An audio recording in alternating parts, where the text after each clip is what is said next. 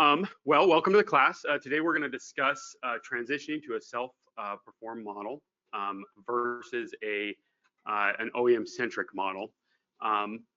So we'll go ahead and move forward. We'll start with introductions from Keith. All right, so hey, good morning. I'll just tell you guys a little bit about myself. My name is Keith Hall. I'm currently employed with RENOVO Solutions. I'm the Director of Service for Imaging for the West portion of the country. I spent the first 21 years of my career in the United States Army. I was a biomed the whole time. About 10 years into that 21 years, I made a transition into an imaging-based role, and I finished out there in more of a technical role. I've had some opportunities to be a leader in the Army. When I transitioned out of the Army, I came to work for RENOVO at the University of Utah as the account director there. And about 2 years into that role, the position for the imaging director of service opened up, and I applied, and I ended up there, and that's where I'm at, and I love it. Thank you, Justin. Awesome. So I'm Justin Tuveson. I've been with RENOVO in my management capacity as a regional director of operations for 11 years now. Had a lot of experience, been both managing a direct hospital and health system to managing an entire region from Washington down to Texas. So it's my area right now is pretty big, and I have about I think I'm about 50 direct reports at this point.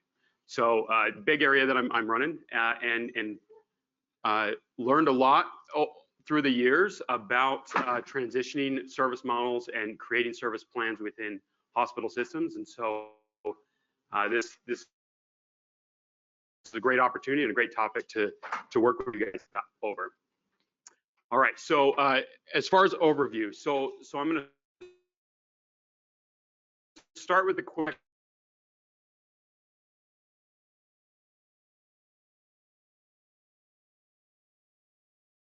to think about throughout this presentation. So then I kind of want you guys to know, what if transitioning to a service, a but it could also improve your response times and your patient outcomes? Do you think that's something that your organization would be interested in? So during this presentation, we're going to go over systems that we hope will kind of build a toolkit for you to be able to go back to your organization and build a program that may bring more business within the biomed team in the imaging world for you to self-perform on versus having to send everything out to an OEM contract. So we're going to go over some factors to consider, and then we're going to talk about the OEM-centric model considerations, some things that the pros and cons of things that we need to discuss there as we transition. And then we're going to talk about a self-perform model and what it looks like. And we're going to discuss the cost. We're going to share some of our experience that we've had in the field doing this, and then we'll go over some reference material.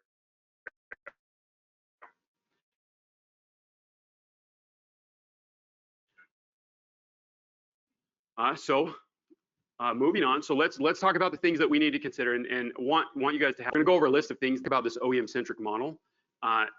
We want to think about some topics for those pros and cons to discuss.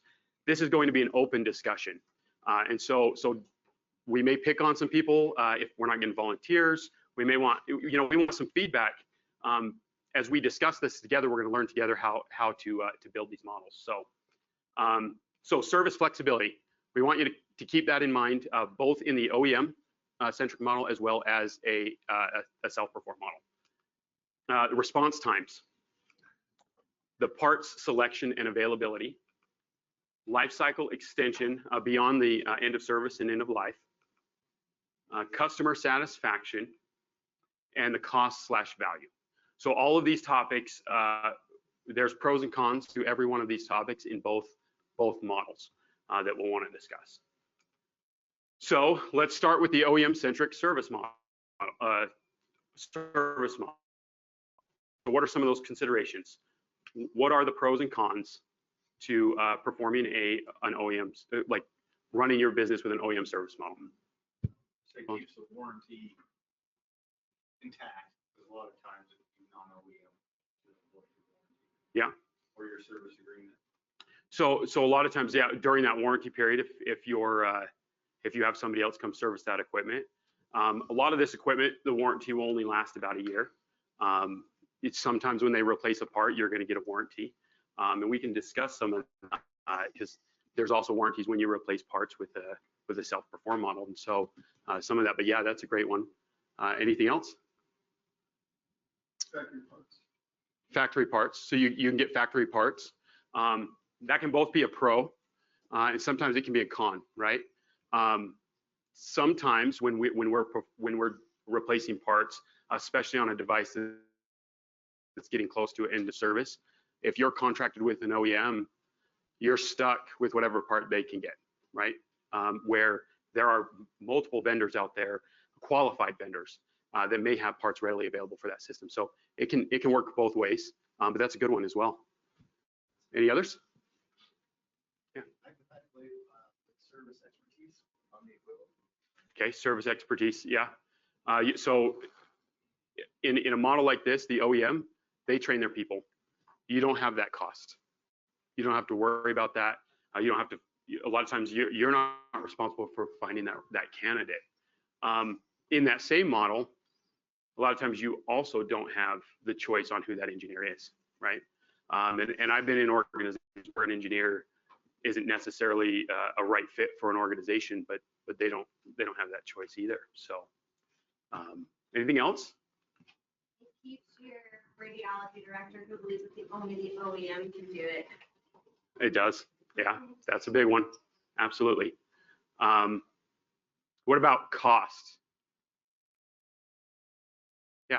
It's predictable. It's flat. It's much flatter. Yeah, it's very predictable. Absolutely. And that's a huge benefit with the OEM. You know exactly what you're going to pay unless something gets broken.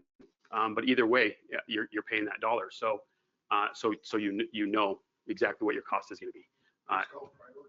You get first call priority. Yeah, a lot of contracts are locked into a first call priority. And we'll discuss a little bit around a self-perform model about how you as an organization, if you have a trained engineer that can work on that equipment, you also will have that first call priority. You'll have that trained engineer that's just a few steps away to be able to go and respond to that. So what about training? Anything around that? The cost of what's associated with it? Training credits normally built into our purchase of new equipment. Yeah. And then depending on the vendor, like I get a 34% parts discount because I'm certified by the manufacturer. Right. To work on the equipment. So So- if you order a part, it's going to cost you a lot more than me, Right. So not the organization. right, absolutely. So if you leave, they've got that cost to get it. Now, does that discount? Is there a timeline on that discount?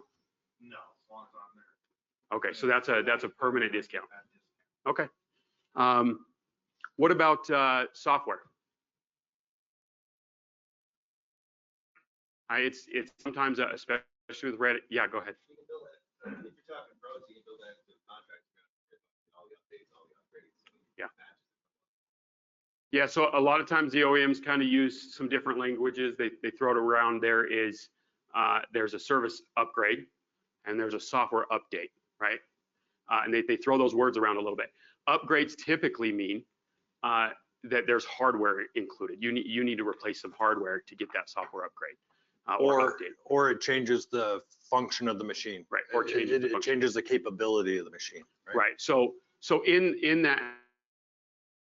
that may be an upgrade, and those you can work into a contract. Sometimes you don't have them in a contract, and there's a cost associated with those. The software updates are generally, in most situations, included. A lot of those software updates can be FDA mandated. So even if you're in a self-perform model, you should be getting those updates as well. And so yes, there are some pros where that is worked into a contract. Yeah. What about remote monitoring? Diagnostics? Great. That's a great one that you brought up. So a lot of these OEMs, it's built right into their system. They work with your IT team and they have that locked in and put together. Now, a couple of preferences or I guess notes to talk about before we kind of move on. This self-perform model is not necessarily a model of OEM against an in-house program or an ISO or anything like this. This model can be used by an OEM multi-vendor. This model can be used by an ISO that's in-house as a biomed team, and this model can be used by biomeds that are stationed in-house. The idea is cutting your costs. We're in an industry where we are constantly being asked to do more with less. And so these are opportunities where we can do that. We can do more with less. So I know we jumped a little bit ahead, and these are some of the things that we talked about. Now, we talked a little bit about parts availability. Now, not to bring up the dreaded COVID-19, but a lot of things happened with our supply chain during that time. And some of that stuff we are still working with today. I can't tell you how many times I've tried to order a part that's back ordered. Some of them are back ordered indefinitely. Sometimes they, we get these notifications that we've got to ship them from over east. Things are not as readily available as they used to be. So there's a lot of challenges that way. Where a self-perform model, you may have more options involved in that. Response time. So we talked a little bit about the response time. Any additional thoughts on the response time? No? Okay. And then one thing we didn't bring up was downtime.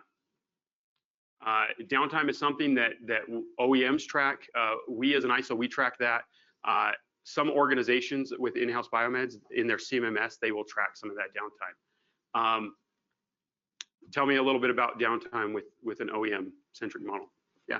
It depends on what you pay for. 8 to 5, Monday through Friday. It's a different recipe for every OEM, and sometimes it's a different contract. So yeah. 6 9 doesn't mean the same 5 9. Yeah.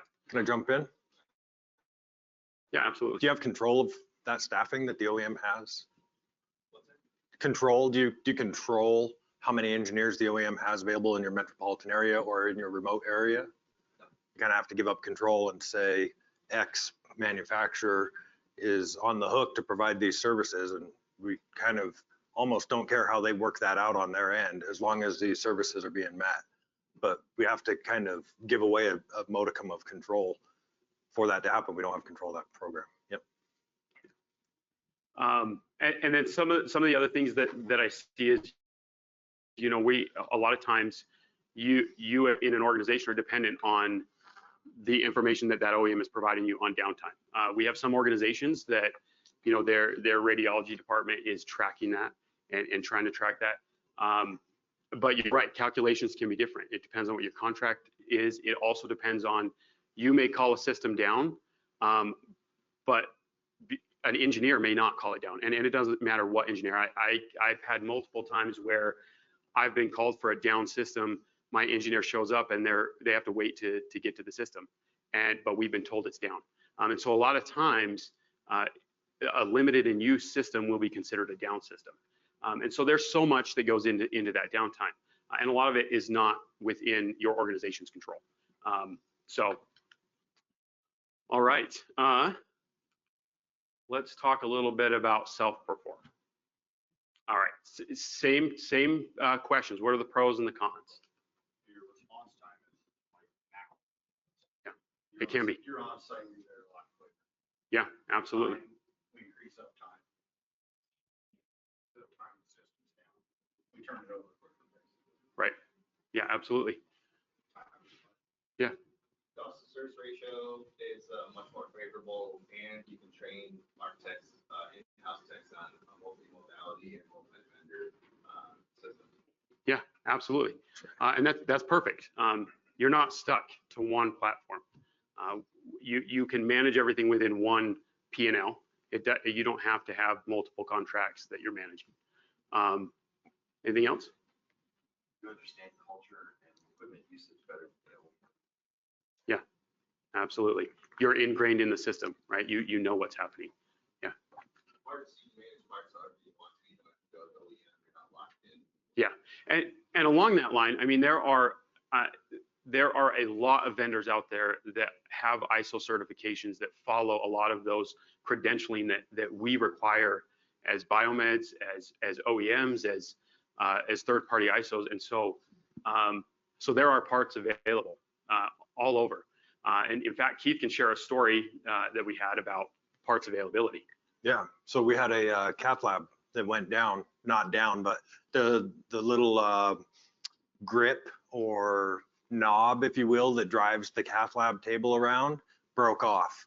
And it was a major OEM that made this part, and that part was on back order with an undefined ETA, right? So the customer was like, we're either gonna have to clamp a pair of vice grips onto this table and use it that way, or we're gonna have to wait till the OEM gets this part in. And we at the end of the service event, we found out it would have been approximately 2 weeks to get this little knob.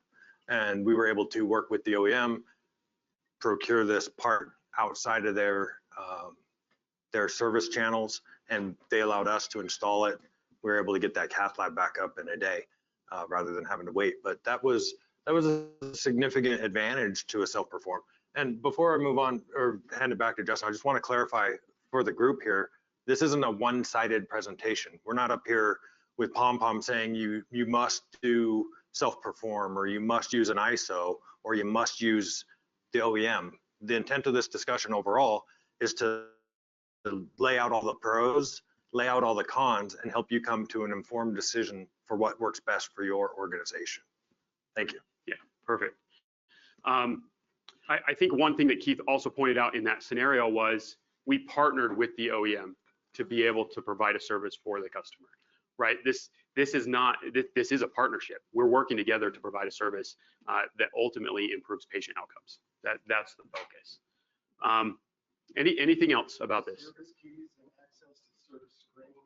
Okay. Those kind of things you don't have access to. Yeah, so that's a great topic. Yeah, go ahead. Can I take that? Yeah. Or you wanted to go? No, you can take it. All right. So does anybody in the room, first of all, I want to kind of find out who the people in the room are. Is there anybody in here who's wouldn't consider themselves to be a biomed by trade? A couple of folks that aren't a biomed. Of those people that weren't a biomed by trade, how many of you would consider yourself to be an imaging engineer or similar? IT? Okay, let's just ask, what would you consider yourself, sir? Category manager and supply chain. Supply chain? Somebody in the back that had their hand up? Anybody? Yeah, go ahead. OEM. OEM, perfect. Next. Manufacture batteries. So for the biomeds in the room, show of hands, who AIAT stands for or has heard that term before? AIAT. Heard of it, can tell you what Tim stands for. Heard of it? What does it mean to us? What is AIAT? What is that in our field? It's everything you need to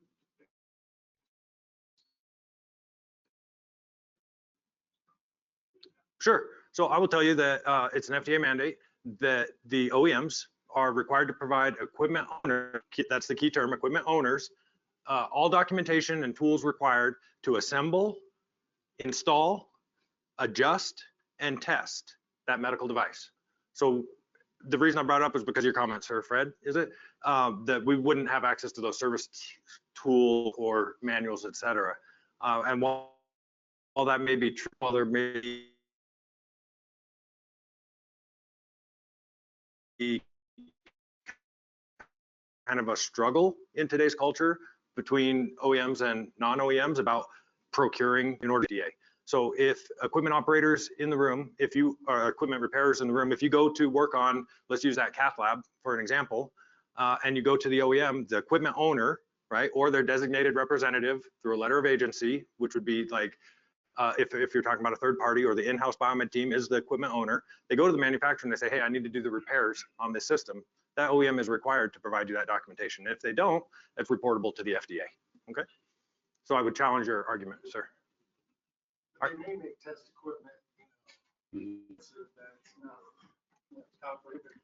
Test equipment can be expensive, but the AIAT documentation is regulated that it cannot be relatively expensive. Okay, for example, there's a major manufacturer that makes C-arms. Okay, they make a lot of the C-arms that we see in the operating room. Our company, who's a third party, we attain the AIAT documentation and service key from them. I think it's $199 a year. So it's affordable, it's reasonable. Did I see a hand up in the back? Yeah, but one of the tricks the OEMs can play is with obsolescence. You know, we're no longer supporting your We're going to get into that in my portion in the second half. So I'm going to defer back over to Justin, let him continue. I'm sorry for jumping in. No, you're fine. All right, so what about training? That's one thing I didn't hear. But we heard a little bit about service tools and keys. What about training? Yeah. You can get it built into a contract on the pro side of the in-house program. You build that into your purchasing contract. Yeah. Get it. Yeah. Yeah, I mean, yeah, it can be negotiated into the contract a lot of times with the cost. Especially for in-house teams, that is a very viable option. That's something that is readily available when you negotiate that into the contract. I've worked with a lot of OEMs that do include that training, and they want those in-house biomeds to get that training, and it helps with a lot of that first call stuff. If you have a technician that goes out to an OEM training, they come back, are they an expert when they get back? No, they're going to handle the first call stuff, right? Which will alleviate a lot of things on those OEMs. You know, check the power cord, check this, check that. All of that is being alleviated, and over time they become proficient in that device that they're trained on. What about other training opportunities? Maybe you're a third party ISO in a hospital, and you're looking to try to reduce costs. Are there options for you out there? And same thing with like an OEM multi-vendor. Do you have options for training on something that you don't manufacture? What are some of those options? Yeah. What about retention? That's kind of a number one thing we hear is that what if they leave? Yeah. Well, so that's an interesting point. You invest a lot of money, that person leaves. But in almost every case where we've done something similar, where we've built an imaging person or a high-end biomed person, we've given them training, there's usually a pretty quick ROI, return on your investment. And so even though that person leaves, typically you may have gotten, maybe a year's worth of PMs from that person, and you've been able to reduce some of that cost. And I would like to respond to you, Justin. I would say we just made the HTM community a better place by providing somebody some training, right? Yeah. Like if somebody's working for our organization, we train them up and they go to work for one of our competitors, that's fine. The community is stronger for it. One thing I would say on that though is if you're looking at the self-perform model, and you're trying to come up with the pros and cons as well as looking at dollars, that is if you're in a department that you're trying to decide where you're going to go, depending on the number of, say for example, you've got, we keep using the cath lab. Sure. You got one cath lab, you're going to go train a guy on one cath lab. He may be around a year, 2 years. Now all of a sudden he's very marketable. He's going to different OEMs. He's going to third parties. He's going to other locations. You've got to look at that. What did it cost me to train him? Was he proficient when he came back from training? All of those things I think are if you look. The other piece is if you've got 10 cath labs, he's going to get more proficient very quickly. Right. Versus if you have one. I think when you look at moving to whether you're going to move away or move to a self-perform, you have to really look at scalability within your department. Right. And I think one interesting point you're bringing up there is you need to make sure that you're sending the right person, right? You've got an underperformer and a high performer in your biomed team. Why is there a reason you would ever send that underperformer? They're going to go out to school and maybe there's a hope that they're going to come back and bring some knowledge back. But you already know before they're going, you've worked with this team, you already know before they're going that they're going to underperform. Taking those high performers and sending them out and giving them those opportunities, not only does that help with your retention, but it also shows an investment in that person, and the caliber and quality of that person before they go out. So you have a higher return or the possibility of a higher return when they come back. Yeah. What's your recommendation? And it doesn't happen that much in imaging, but with life support devices, when the OEM says we only train in-house and a lot of classes. So that's great. And that was something that I was trying to get up to. So there is not always just OEM training. There are organizations out there all over that support training. And some of those organizations, OEMs send their multi-vendor people to do and train at, much like third-party ISOs will utilize those individuals. A lot of the training material is very robust. There are a lot of service tools that are also available from those training classes. And so there are additional options for those trainings. I will tell you, there are some OEM trainings where your in-house biomed will go and get training, and they come back and their knowledge is still very limited. There's still a portion of that education that is reserved at the OEM level that your technician may not be able to do when they come back. So some of those third-party training facilities, they have workarounds from with being able to give you those opportunities to expand the knowledge on a higher level. Okay. Any other thoughts around training? Do you service or training contracts for employees? If I send you to training, you got 3 years, you got to work there's some paid at. Yeah, so there is. In fact, most organizations will do something similar to that. I think that it's a discussion really for your organization on how you would handle that. What we do is a little different than what another vendor would do, but there's typically some sort of an agreement between that individual, and whether that's enforceable or not, it depends on the organization and how much pressure they want to put behind that. I want to jump in and just say a good practice universally would be to measure your investment versus your return and make the best decision for your organization, right? Like, how much is it going to cost you in time and actual dollars to invest in this person to go to this school, and then what sort of a return do you expect to get back, and then you can make a best decision based on that. And I would tell you, I've had a lot of situations where we've sent somebody to school, let's say for anesthesia. They get all the training for anesthesia, they come back. If I had an OEM contract on that anesthesia equipment, it would have cost me XYZ. The first round of PMs, if I did it, time and materials would have been the cost of the training. They come back and they knock out the first year of PMs, and then they leave.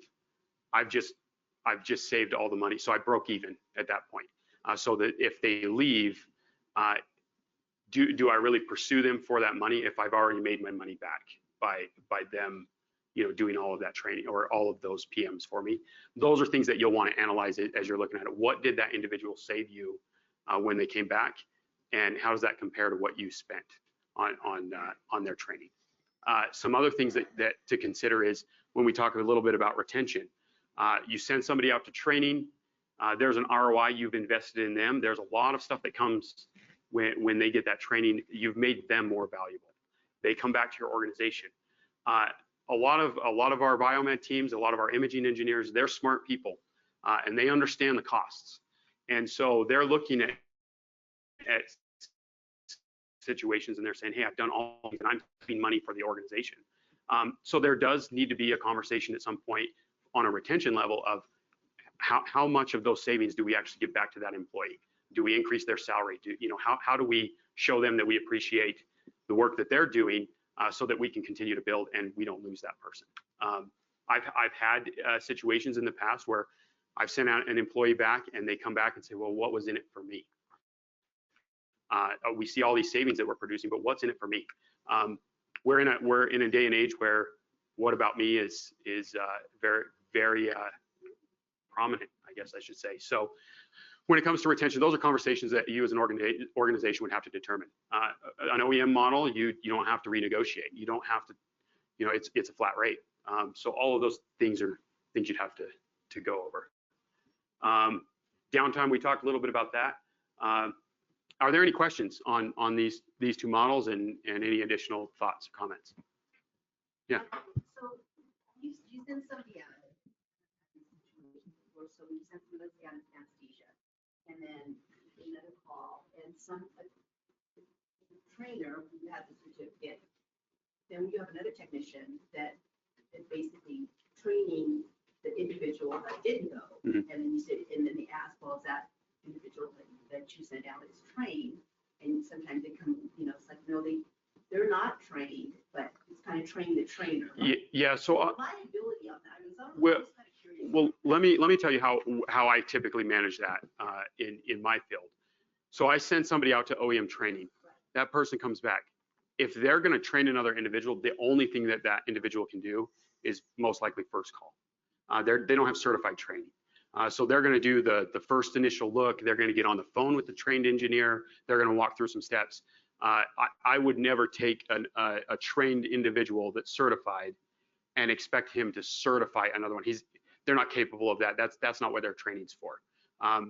Certified trainers at organizations that are doing these classes, they're certified to train other individuals. And so it's hard to manage the quality of training when you do that. But there is a level of cross training that you can do for that first call, maybe some PM level work. But typically if we want another individual cross trained, we should be sending them out to another training. So. Like you say, it comes down to scale of amount of equipment. Right. Like I have 85 anesthesia machines, we need more than one guy. Absolutely. I have 3. Like I have 5 this month. Yeah. Right, and that's something that each organization would have to develop that training plan for. And that's part of in this self-perform model where you as an organization are looking at that and your need. Yeah. Yeah. Absolutely. Absolutely. All right. Anything else? One thing that I think if you're looking at who you send, I like your comment about you send the higher performer. Right. But one thing in some of the rural markets, what you have to realize is if you have somebody that's not from a small town or that small area, and you send them to training, they're more likely to leave than somebody that grew up in that area. Yep. For example, if you've got somebody that's from Amarillo, Texas, he's more likely to stay than somebody that moved from Dallas to Amarillo. He's going to start to look to move back to Dallas. So I think those are considerations. Not only where are they within their organization as far as, their performance level, where are they from? Yeah. Because they may, if you've got a guy that has no connections to that area, they most likely don't be married somebody. Yeah, but your point is exactly right. I mean, we have brought technicians in to small town areas. We've trained them and they jump. And it's not very long between that point where they get that training and them leaving. And so finding people that are there, I have a lot of remote locations, and sometimes we hold out and wait for somebody that's a qualified person to fill that role so that we don't lose them. So, all right. Any other questions or comments around this? All right, so we're going to pass it over to Keith, and he'll do the second half. All right. Thank you. We're going to talk about the cost of ownership. And first of all, I apologize about the slides. I can't control this bright white sunlight wall over here that's preventing you from being able to see this. So I can talk through this if you can't read the actual numbers. I just want to talk a little bit about the cost of ownership of a device through its life cycle. Okay, and so we're going to use an example up here. These are real numbers from a real device and a real service contract that was offered by a major OEM that makes CT scanners. Okay, so the customer wants to buy a dual source CT scanner, and the procurement cost for that with a point of sale service contract. Everybody understand what I say when I say point of sale service contract? Means when you buy it, you also purchase like X number of years of service agreement with it. So when that happens, the OEMs typically can give you a 5% discount right up front when you're buying the equipment off the acquisition price. So that cost here is $2 million to buy this dual source CT scanner. Okay, that's with the discounting and a point of sale service contract. The annual service contract for this particular CT is $268,000 a year. Okay, for a full service with parts contract. Any upgrades that come out are discounted, not fully included through this OEM. And we're estimating, we're just calculating the 10 years of useful life, okay? We're looking at about $30,000. That's the discounted cost of the potential upgrades that can change how the equipment works. So by year 10, you're looking at $2.4 million just in service costs. That's not including the acquisition price. So grand cost of ownership over 10 years for this dual source CT is $4.44 million. That's with the OEM direct model. So now I'm going to take you through what you could look like if you blend other models. It could be a self-perform model where you do everything yourself and you train your engineers. It could be a self-perform model where maybe you have an in-house biomed program, but you bring in an independent service organization to take on the things that are more challenging for you to take on, such as the imaging devices or complex devices that are outside of the scope of your in-house biomed team. You're going to look at a higher purchase cost. You're going to pay that 5% higher right up front, right out the door. So you're looking at $2.1 million because you opted not to buy a point of service contract. Okay, so already that's like $100,000 more right out the door. Your yearly service, if you take a look, we actually took a look at historical numbers to come up with this. You could probably find an independent service organization that would quote you about $140,000 a year ballpark, because when we looked at how much it would cost, there's about $135,000 worth of annualized expenses between parts and labor for the do-it-yourself model. Okay, you're going to have to pay for upgrades, and you're going to have to pay for your individuals to go to training if you can get that training. Okay, so we're putting a number here on the high side. We can't know exactly how much upgrades will cost over the next 10 years. We do know that training typically costs in the ballpark of $25,000 to get an engineer to attend a OEM school. If you go outside of the OEM for your training, you're looking maybe around $10,000 to attend a professional course. So we put $200,000 here for upgrades and training, a little on the high side just to be on the safe side. So at year 10, your cost for maintenance only is about $1.46 million, right? And that's assuming that this 140 is a norm across, because unlike the predictability in the OEM service model, where folks have already said that's predictable, it's capped, you have no risk.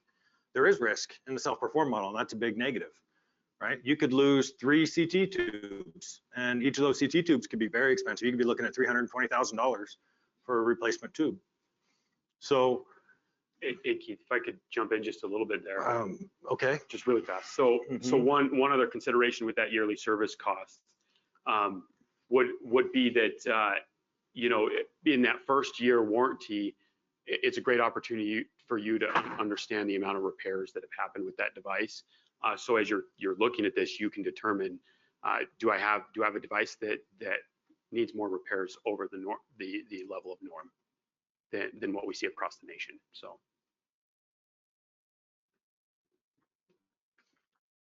So our total cost of ownership for the 10-year period is $3.5 million instead of $4.5 million. I'm rounding, right? So your total cost, potential cost reduction, $882,000. So call it $900K.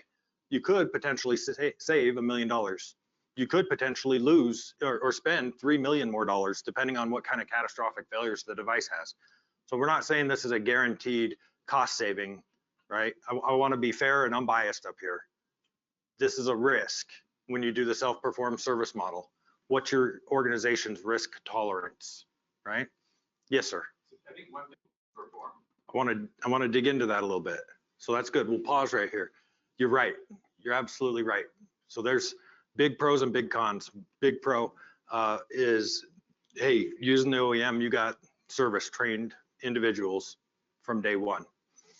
Now let's fast forward to the end here, where it's been 10 years.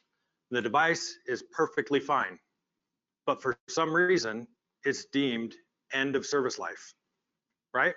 We can't support this anymore. Now it's deemed end of life. And I want your opinion. Show of hands, who thinks that's because it's mechanically degraded to the point it can no longer be used? Raise your left hand. And if you think that it's so that the OEM can sell you a brand new CT scanner, raise your right hand. Do both? Okay. Right, so there may be other motivations, is what I'm saying, about these end of service, end of life discussions. And so in the OEM model, that discussion we just had about end of life becomes a huge con. Now the OEM is no longer going to give you a service contract because it's end of life. And if they keep supporting it, you're not going to buy something new. If you're self-performing, you can extend the life of that equipment Who knows? I mean, how many people in here have been down to their nuke med area in the hospital? Is that nuke med scanner in most hospitals brand new, or is it 25 years old and still ticking along? Right? They're old. They just continue to work. Right? I'm going to leave it at that. I'm not trying to start a fight. All right, moving on. Now I'm going to talk a little bit about our experience, our company. Right? This is what we went through. We had a original equipment manufacturer, a major OEM that makes mammography systems, and they took a stance that said basically we're going to pull back all of our service contracts so that only we, the manufacturer, can do the service on these. They made some moves in the market and essentially cut out the third party across the country. Okay. And so we were in a situation where we've made promises to our customer that we're going to continue to service their mammo devices, and now we're in the hot seat because we no longer can rely on the OEM to be there as a partner. It's more adversarial at this point. So we needed to develop a self-performed service model to support these mammo systems. This is how we did it. The first thing we did is we looked across our organization nationally and said, what do we have available?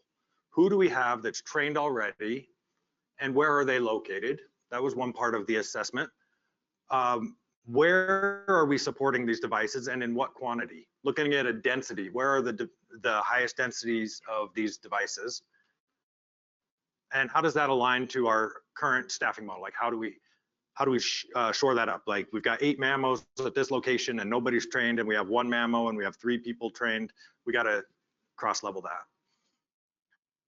We started to develop some reference material, and we published a service delivery strategy. So these are some maps that we came up with, and I know I just kind of went through the slides. First thing we did, I'm gonna go back, we assessed our resources. We took a look at what are the available independent service organizations in the market that can also service this mammography system, and where do they have their people? And let's put it on a map. And I know you guys can't see the screen, but there's lots of dots all across these 2 maps. One of them is our parts and services supplying partner that we partner with. They have vendor suppliers. They provided us a map of where their partners are across the country. And then we did our own independent research. We reached out to 8 different mammography service companies, and we asked them where their stuff was, where their individuals were. We mapped it out. We overlaid that with our stuff. Now we have a good idea of where our resources are. We took these maps, we wrote up a standard support model, like a white paper, and we got buy-in. This is a key to that success, is getting buy-in from your senior leadership. So we went to the C-suite and we said, we understand this is the situation that we're in. Here's how we plan to attack it. And what are your thoughts, and give us your feedback. And they said, we love it, do this. We took our high density areas of the country where the mammo was highest density, and we took the engineers from those sites and we sent them to school. We sent them to a third-party school, and they put on a third-party school just for us because we needed to get this training and we needed to get it quickly. So once we had buy-in from the top, we got buy-in all the way to the bottom. We developed that document and we published that service delivery strategy out to all of our teams. So now everybody knows about it. Our account managers who are taking care of administering in those sections, they know that this is the new strategy, and that's key. Some things that we learned over here. One of the topics that didn't get stressed enough or wasn't absorbed by at least one of our engineers well enough was MQSA. Who could tell me what MQSA stands for? Anybody? MQSA, do you know what I'm talking about? Mammo Quality Standards Act, okay? It's in the mammo doctrine, it's a law, and they're very, very rigid about any changes that get made to the mammo devices, okay? If a change is made from software revision 1.1 to 1.1.1, then the health physicist of the facility needs to know. All of the mammo team needs to know. It has to be documented. It's inspectable. It's a big deal. Okay, and that wasn't stressed enough in our class. So that's one of the things that we learned along the way. We had an engineer go on site and and he updated the software while he was doing it. And the system was working when he got there. The system was working fine when he left.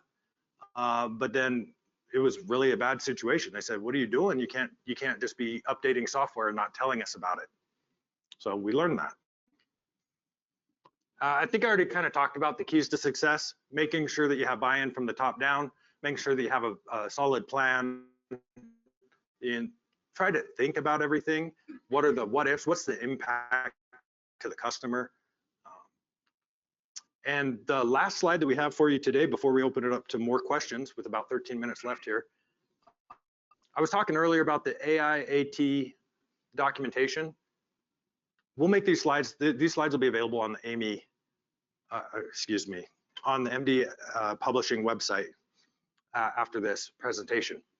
But if you wanted to take a screenshot of these, a picture of these, each of the major OEMs offers AIAT documentation, and this is where you can go to pull that down if you're interested in self-performing, okay?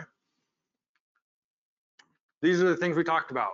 Different factors for self-perform, the pros and cons, different factors for OEM model, so pros and cons, and a hybrid. Most people in here, most organizations will use some sort of a hybrid. You may have some things that it doesn't make any sense to self-perform, and you need that OEM contract.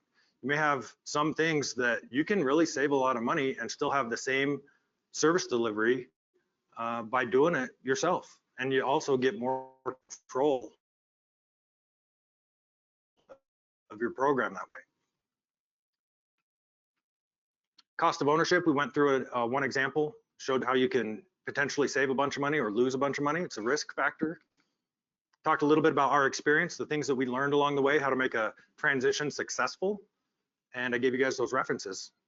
So at this time, oh man, we landed pretty spot on. I was supposed to give you 10 minutes, you got 12. We're gonna have a little bit of a discussion, but it's gonna be led by you. So I want somebody out here to chime in and say, OEM-centric model pro that we missed. Someone. We talked about the pros, we talked about the cons. What's something we didn't talk about? Maybe self-perform model pro that we missed. Somebody tell me a pro that we didn't talk about.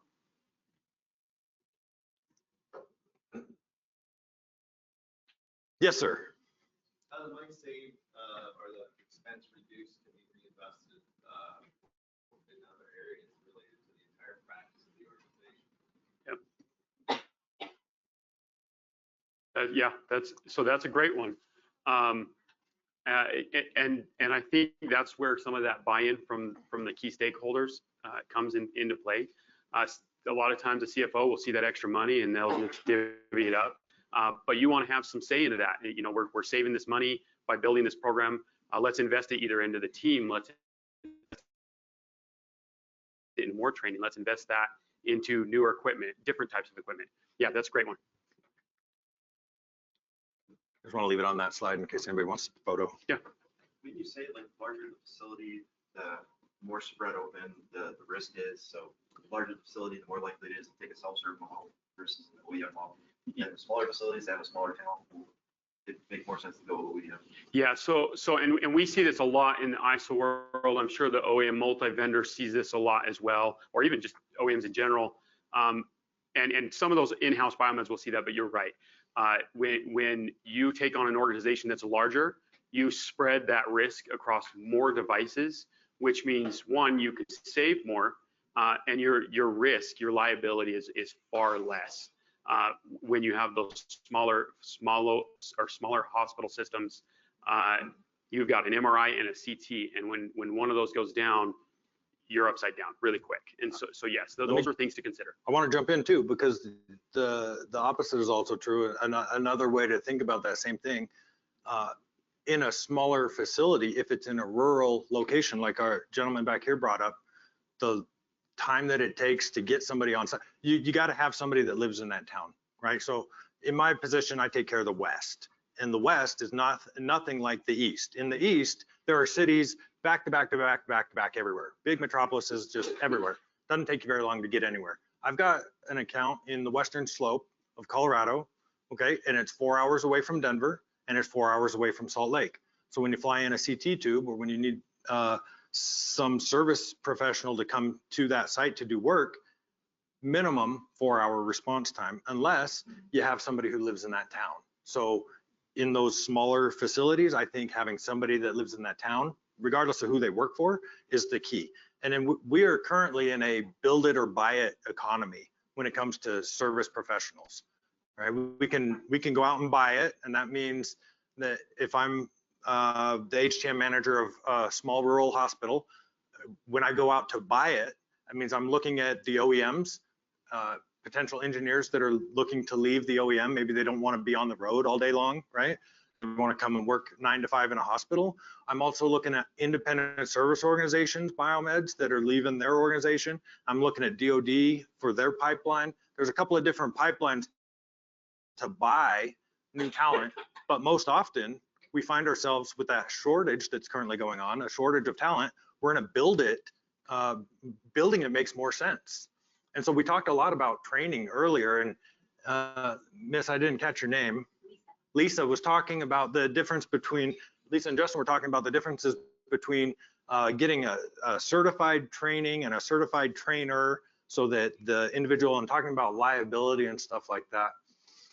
I would flip that around and say, have you ever had a vendor, an OEM vendor, come into the OR and give an in-service on some new snazzy screw that they put into somebody, or a new catheter that they use, right? So those are an in-service. And what happens in those is they'll gather all of the techs or nurses or whatever, and they'll put them in the cath lab room, and they'll say, hey, welcome to my in-service, check this out, and this is how we put the screw in the body, and here's all the things that you need to know. But Becky or Sam, the nurse, could be in the back scrolling through their phone the whole time, but they still get that certificate that says I attended that in-service, right? So there's a difference between, like, I would just say there's a spectrum when it comes to training. I would caution against saying, you know, certified training is the only training that means anything. I would just challenge that. I would say the quality of the training, the quality of the knowledge that gets passed down to the person that's going to be performing the repairs. Nobody in this room is trained on every single device that's ever made. Not one. If you are, raise your hand, right? Nobody. So at some point we have to rely on the intuition of the person, right? Their ability to read a manual, their ability to understand the clinical applications of the device that they're working on, and set them free to make that decision. Should I be working on this? Do I need formalized training, or is this something I understand well enough to affect a positive outcome on a repair safely? Sir. Our thing, if it's life support or something, we have to use OEM parts, then you have to be certified. But everything else we cross on, like way back when we used non-OEM batteries in a defect, we had some failures. We got reports of conflict. So our senior leadership said, you know, this is a defense life support plus use OEM batteries. You know, so there are some guidelines, depends on your organization. If it's considered life support, we have to use OEM parts. If it's not life support, then it's kind of at our discretion to use, you know, ISO. Right. You know, same thing with patient cables, this and that. You don't have to use OEM. You know, it's proven, you demoed it, it works just fine. We can do third-party, you know, ECG cables, FPO2, all that. But what I'm hearing, comes down to life support, we're mandated in our facility, you must do OEM parts. Now, I can do the service if I'm OEM certified, which is what I do, because I work in the OR. So I have to be certified on that equipment, certain equipment. Other equipment, you don't. You know, if you know how to do an electrosurgical, you can probably do all of them. And you don't need to go to each different OEM school, like you say. You can cross-train everybody. We have a facility guideline, what we are allowed to do. So it's helpful with us, like, so we're a very large organization. So right. We can have each different facility do their own thing. They have to standardize. Yeah, and if I could just kind of jump in there. So yeah, and that's part of this model, right?